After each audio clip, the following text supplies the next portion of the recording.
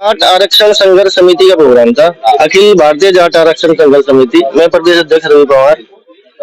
हमारे समाज को स्टेट में आरक्षण दिया हुआ है, स्टेट में आरक्षण है हमारे पास ओबीसी में। सेंटर में सरकार ने आरक्षण का वायदा करने के बाद भी आरक्षण नहीं दिया है। 3-3 बार वायदा कराया सरकारों ने, कभी किसी तरीके से दे दिया, कभी किसी तरीके से अटका दिया, अटकाई जा रही है। केंद्र में हमें आरक्षण नहीं दिया जा रहा है, सिर्फ राजस्थान में है। उसी को मांगने के लिए हमने आज ये सभा की है कि सरकार तक हमारी आवाज पहुंचे कि जाटों को भी आरक्षण चाहिए। जब हमारी समकक्ष जितनी हमारी जातियां हैं, जो किसान जातियां हैं, सबको आरक्षण दिया हुआ है। हम भी किसान ही हैं, मेहनत करके भरी थोड़े बहुत ही घर पहुंच गए हूँ, बेसिकली तो हम किसान ही हैं। तो जब हमारी सारी समकक्ष जातियों को आरक्षण दिया हुआ है, तो हमें भी केंद्र में आरक्षण सरकार दे। मेरी मांग है माननीय प्रधानमंत्री नरेंद्र मोदी जी, माननीय गृह मंत्री अमित शाह जी से कि आप जाटों की आवाज को भी सुनने के लिए तैयार रहे। हम प्यार से मांग रहे हैं, दोगे तो सर झुका के लेंगे, नहीं तो सड़कों पे उतरेंगे, आंदोलन करेंगे, लेके रहेंगे। आरक्षण हमारा हक है। सरकार आपकी बात नहीं सुनती है तो आगे आप क्या करेंगे? आंदोलन करेंगे, सरकार के खिलाफ खड़े होंगे। सरकार कोई हर बार ये थोड़ी रहेगी कि सरकार यही रहेगी। सरकार तो बदल जा, हर साल, हर 5 साल बाद बदलती है सरकार। जब सरकार को हम 13 में बनवा सकते हैं तो गिरा भी सकते हैं, बनवाया भी हम नहीं है। सरकार को देना पड़ेगा। हम अपना हक ही तो मांग रहे हैं, कोई जबरदस्ती थोड़ी मांग रहे हैं। जो हमें चाहिए वो दे दो हमें। सर एक सवाल है, लगातार देख रहे हैं किसान कहीं ना कहीं परेशान बेहाल है, लगातार धरना प्रदर्शन आंदोलन कर रहा है, क्या कहेंगे? सरकार सुनी नहीं, किसानों की तो जरूरत कहाँ है सरकार को? सरकार की जरूरत किसानों की तब पड़े जब वोट किया जाए। नहीं तो इन ज्यादा सुने गेहूं काट दें। भाई पूंजीपतियों की सरकार है, सिर्फ पूंजीपतियों की सुनी जा रही है, अडानी की सुनी जा रही है, अंबानी की सुनी जा रही है, क्योंकि वो पैसा देते हैं।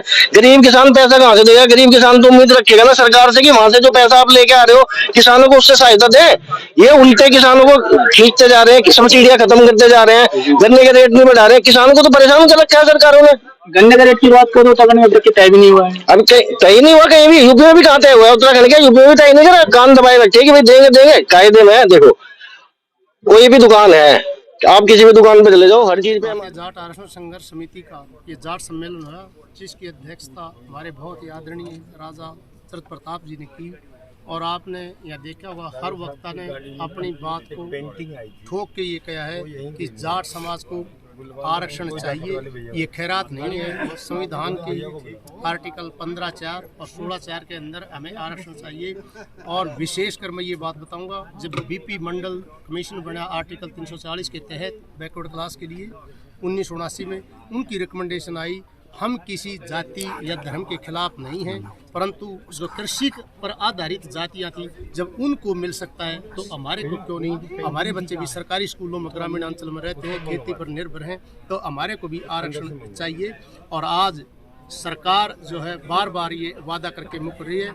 आने वाले लोकसभा में इस बात का जरूर जाट समाज के अंदर गुस्सा है, या तो 2024 के लोकसभा से पहले जाट समाज को केंद्र में ओबीसी में आरक्षण दे, वरना इसका खामियाजा सरकार को भुगतना पड़ेगा।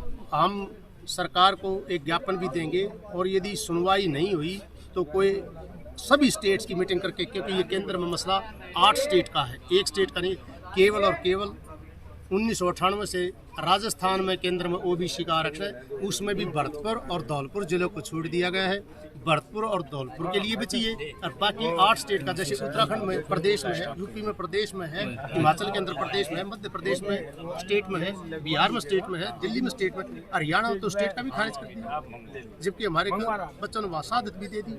और ये सिर्फ और सिर्फ ये जुमलेबाजी है। जिस तरह जाट और गैर जाट हरियाणा में बनाया, यहाँ मुजफ्फरनगर में जाट और मुसलमान बनाने, ये चालाकियाँ अब नू के अंदर सरकार देख चुके हैं। ये ज़्यादा समय तक चलने वाले, समाज जागरूक भी हो चुका है और अपने बच्चों के भविष्य के लिए चिंतित है।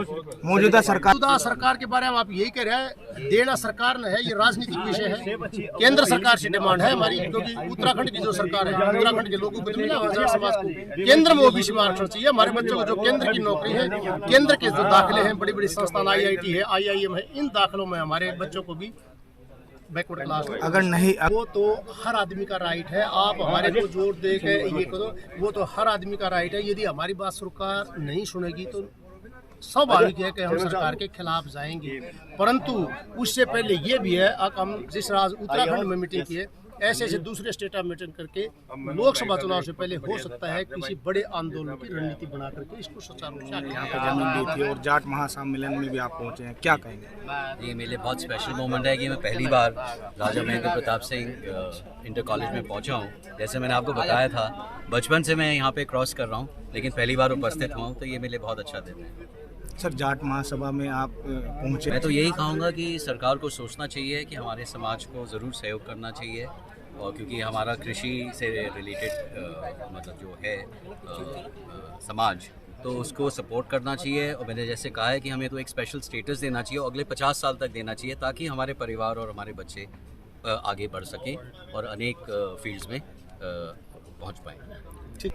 उनके बारे में क्या दादा कहेंगे? परदादा जी के बारे में क्या? जी, परदादा जी के बारे में।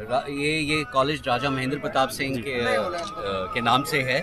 मैं इतना ही कहना चाहूँगा, दादाजी एक महापुरुष हैं हमारे समाज के, जैसे सर छोटू राम हैं, जैसे माननीय चौधरी चरण सिंह जी हैं, और दादाजी ने समाज के लिए, तीनों ने एक्चुअली समाज के लिए बहुत कार्य करे हैं। दादाजी वो व्यक्ति हैं जिन्होंने भारत की पहली अंतरिम सरकार अफ़गानिस्तान काबुल में बनाई थी, और उन्होंने शिक्षा को हर समय महत्व दिया है। शिक्षा के लिए उन्होंने अनेक ज़मीन दान करी है, और मुझे बहुत गर्व है, मैं उस परिवार से हूँ। कह रहा हूँ कि सरकार को हमारे समाज के बारे में सोचना पड़ेगा। उनको हमारी वोट तो चाहिए, लेकिन उनको आरक्षण अगर हमारे समाज को पहुँचाना ही होगा with special status for next 50 years. 24 में क्या रहेगा इस बार अगर सरकार आपकी बात नहीं